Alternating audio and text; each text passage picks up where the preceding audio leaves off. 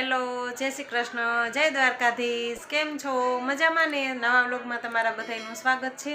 અને આજે છે ને, હવે જો આપણે શિયાળો આવે છે તો આપણે માંડવી પાક બનાવવાના છીએ. અને માંડવી પાક છે ને, હું દાણા શેકા વગરનો બનાવું છું.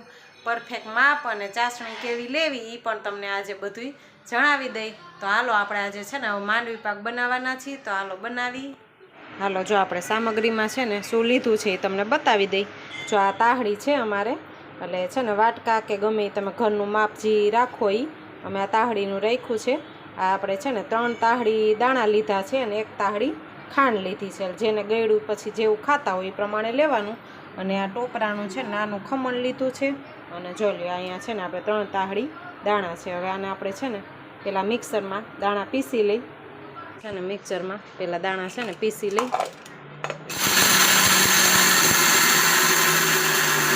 છે ને ભૂકો કરીને આપણે ઘઉં ચારવાનો આગ છે, ચાયણી છે, એમાં છે ને આપણે થોડોક ચારી લઈને એટલે એક ખરખો બધોય સરસ થઈ જાય. થોડાક દાણા ઓલા રહી ગયા હોય ને તો આપણે પાછો ભૂકો કરી શકીએ. એટલે આવી રીતે છે ને બધુંય આપણે આમાં ચાયણીમાં છે ને ચારી નાખવાનો.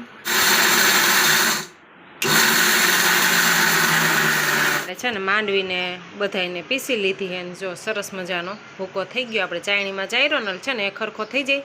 કટકાની હોય એ પાછું આપણે ચારી લઈએ. એટલે તો જો આપણે છે ને જાડી તરિયાવાળી કઢાઈ લઈ લીધી. હવે પહેલાં છે ને આપણે ચાસણી મૂકી દઈ, ખાંડ નાખી દીધી. જો આપણે તાહડી એક ખાંડ લીધી હતી અને હવે એમાં છે ને થોડીક પહેલાં આમ કરી નાખી. અને પાણી કેટલું નાખવાનું, તો પાણી છે ને આપણે આ ખાંડ ડૂબે ને એટલું નાખવાનું.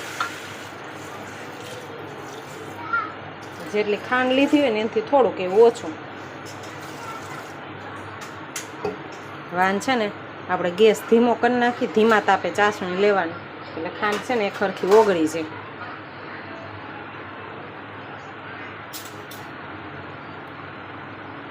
હવે આપણે છે ને આમ ધીમે ધીમે હલાવતા રહી. ધીમો ગેસ રાખીને એટલે છે ને એ ખરખી ચાસણી થાય. નહીંતર અડધી ઓગળે ને અડધી ઓલી થઈ જાય, આપણે કાચી દઈએ ચાસણી. આવી રીતે ધીમે ધીમે હલાવતા રહી એટલે સરસ થઈ ગયું ને ભૂકો. હવે છે ને આપણે ચાસણી જોઈ લે આપણે ચાસણી મૂકી દીધી હતી. ધીમા ધીમે હલાવતા ગયા. અને હવે હમણાં કેવી લેવી એ તમને બધાને બતાવી દઈ. આપણે કેવી ચાસણી રાખીએ તો આપણો માંડવી પાક પોચો ને સરસ થાય, કઠણ ન થઈ જાય.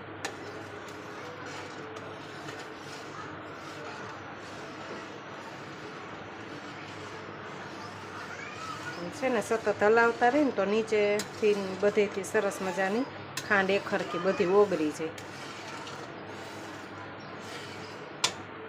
હવે કંઈ જાજી વાર નથી, હમણાં આવી જાય ચાસણી. આપણી બનાવતા વાર ન લાગે, ફટાફટ થઈ જાય. ઘણા શેકીને કરે પણ છે ને અમને શેકેલો નથી ભાવતો એટલે આમ આવી રીતે જ કરી. શેકેલા દાણાની વાઈસ આવે એમ, શેકો હોય ને તો ન ભાવે. ઘણા એને શેકેલો ભાવતો હોય એટલે આપણે છે ને આવી રીતે બનાવી તો તમને કીધું બધાને જણાવી દઈ.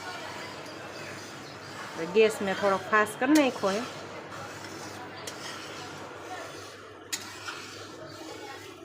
શિયાળો ને એવું આવે છે ને એટલે આવું માંડવી પાક ને ચીકી ને બધું મજા આવે.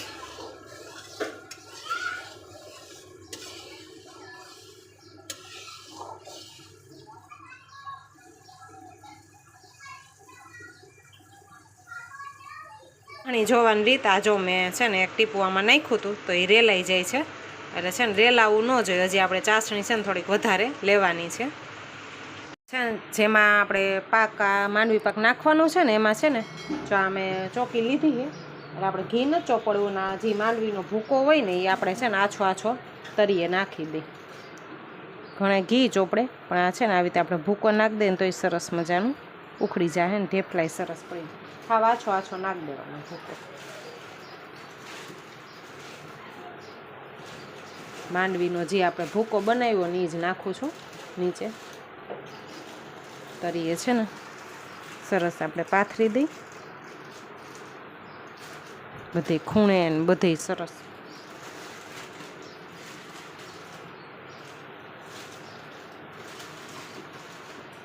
આવી રીતે છે ને આખામાં આપણે ભૂકો નાખી દીધો આછો આછો.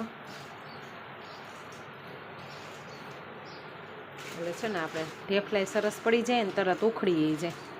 જો આપણી ચાસણી છે ને હવે સરસ આવી ગઈ છે.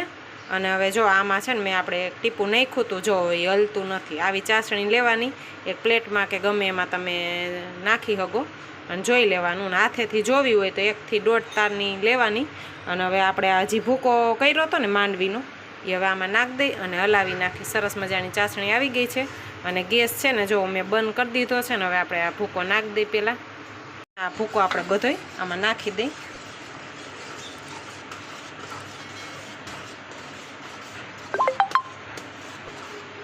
અને હાલો સરસ મિક્સ કરી લઈએ હવે બધું. હવે આપણે છે ને આ બધું મિશ્રણ આમાં લઈ લીધું છે. અને આમાં છે ને મેં ઘી ચોપડી દીધું છે. ઘીને આ વાટકીથી ને છે ને આપણે સેજ આમ પોળું પોળું આખામાં સરસ કરી નાખીએ.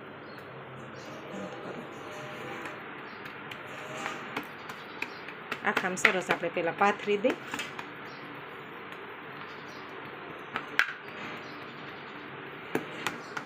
આપણે માથે ટોપરાને ખમણ જે લીધું હતું ને માથે નાખ દઈને પછી પાછું છે ને થોડુંક દબવી દઈ. એટલે સરસ આ બધું છે ને આની અંદર મિક્સ થઈ જાય. અને અંદર એ નાખવું હોય તો આપણે નાખી હગી, પણ આ ઉપર નાખી દઈને તોય હાલે. એટલે જો આપણે સરસ ટોપરાનું ખમણ ને બધું નાખીને જો સરસ પાથરી દીધું આપણે. હવે છે ને આ છરીની મદદથી છે ને આપણે એના ચોખંડા કરી લઈ, ઢેફલા પાડી લઈ. જેવડા પાડવા હોય એવા પાડી લેવાના. જો આપણે સરસના ચોખંડા પાડી લીધા છે ઢેફલા. અને હવે છે ને જોઈ લે આસાનીથી આ ઉખડી જાય. નીચે આપણે છે ને ભૂકો નાખ્યો હોય ને એટલે તરત જ ઉખડી જાય. જોઈ લે.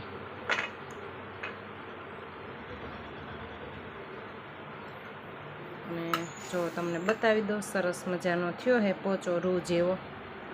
જોઈ લો આપણો માંડવી પાક સરસ મજાનો તૈયાર થઈ ગયો. અને બહુ સરસ સ્વાદમય સરસ બન્યો છે. તો તમે બધાય જરૂર બનાવજો.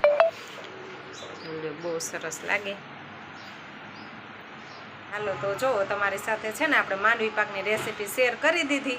અને આ રેસીપી તમે જરૂર બનાવજો. હમણાં શિયાળો આવે છે ને, લગભગ બધાય બનાવતા હશે. અને હું આવી રીતે બનાવું એ તમને બધાને જણાવી દીધું. તો આ રેસીપી તમને કેવી લાગી તે મને જરૂર જણાવજો. મારી ચેનલમાં નવા હોય તો સબસ્ક્રાઈબ કરી લેજો, લાઈક કરજો, શેર કરજો. જય શ્રી કૃષ્ણ, જય દ્વારકાધીશ બધાયને.